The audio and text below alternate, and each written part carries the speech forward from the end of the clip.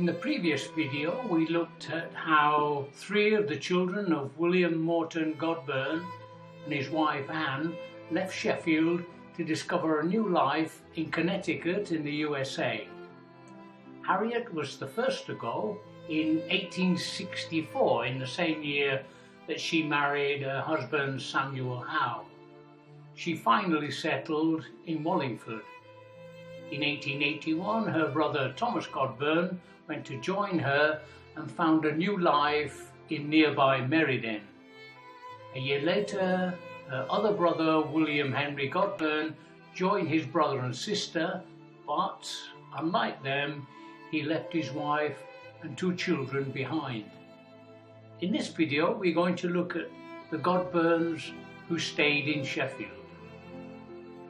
Let's begin with Ellen.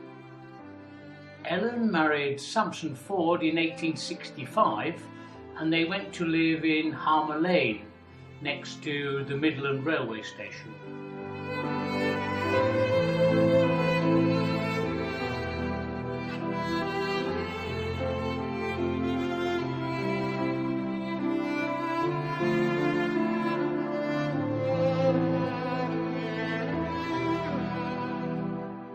Sampson Ford was a carter. Quite a few of my ancestors worked as carters, and there's a very good reason for that.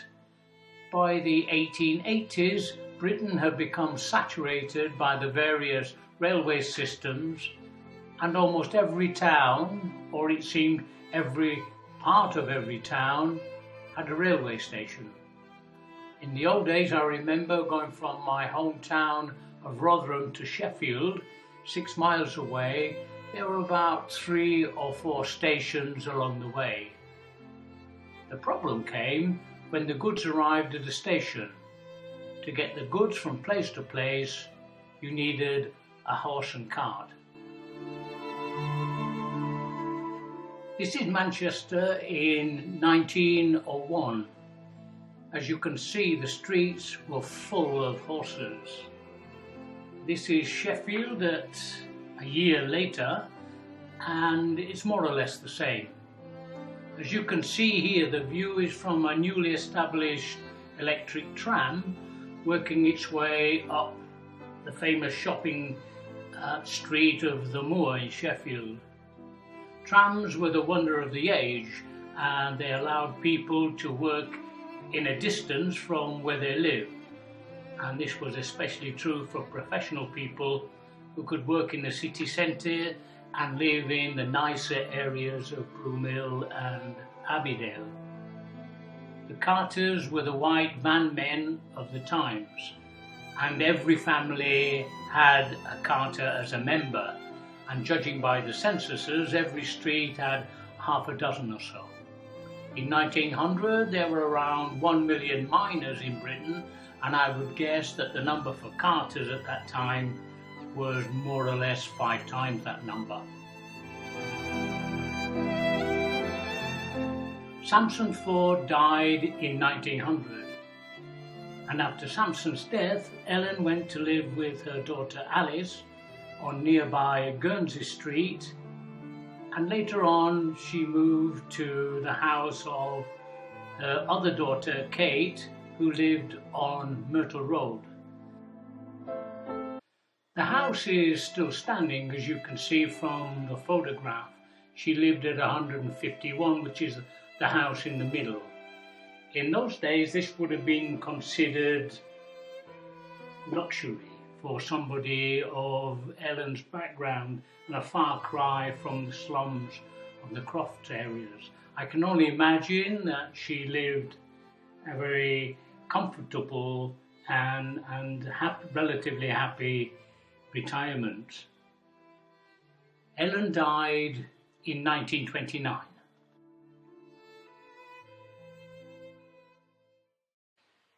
Anne married Albert Smith in 1870. Albert Smith was a pen and pocket blade forger. He was always very meticulous about his job description, as we'll see later. In the 1871 census, they were living in a house on a small side street called Barbernook, and they were putting up Anne's mother and her 3 brothers. Albert must have had a heart of gold, and so almost certainly did Anne. In 1881, they were now in Adelphi Street, in the heart of the Crofts, and her brother Joe was still living with them. By 1901, they had moved to Crooksmore Road, just round the corner. And from the censuses, we can put together a family tree. They had 4 boys and 2 girls.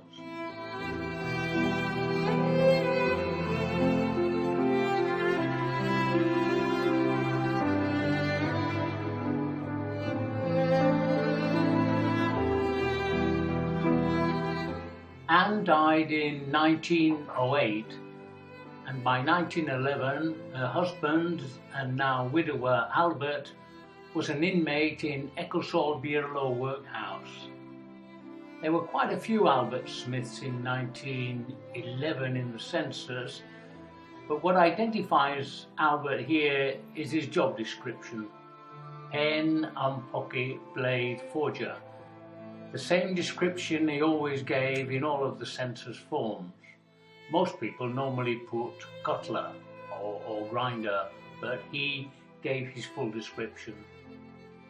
It seems a pity that after a life of keeping 6 children and working all hours in a cutlery workshop, stamping out blades, he found himself alone in what was a prison in all but name.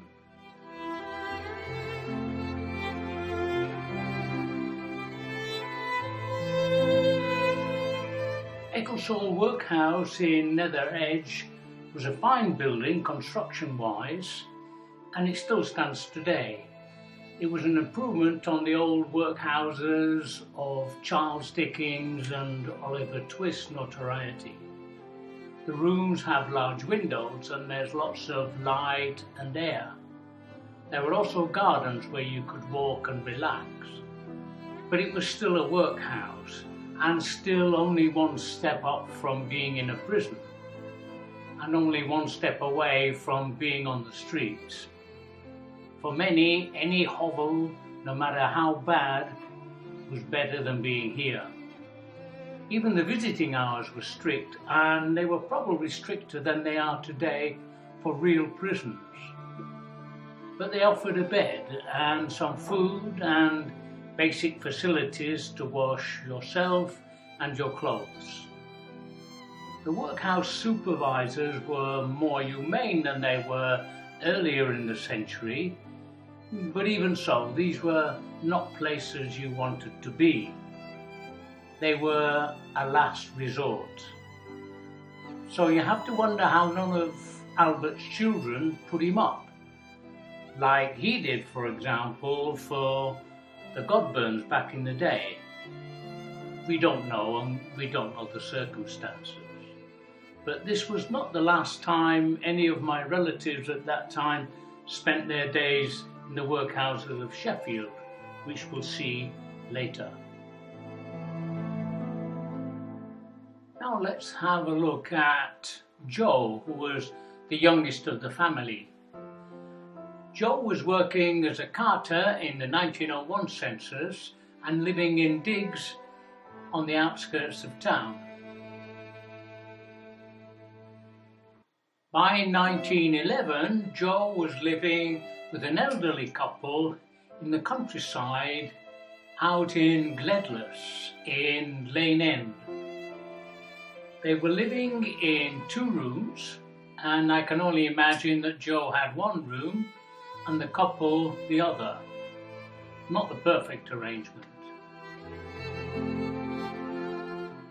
But later, in 1939, he was living in what was the former workhouse at Furvale, now the Northern General Hospital. I don't know how long he'd been living there. In 1930, the workhouse system finally ended in England, but there was still the problem of housing the inmates still there, and this took a lot of time to work through the system. In 1939, there were still lots of people living in the buildings, especially the elderly inmates, although of course they were no longer called inmates. As I mentioned before, I reckon Joe never married and never seemed to have a stable home. Maybe he was what is called today socially awkward. Who knows? But whatever, it doesn't seem to have affected his health very much.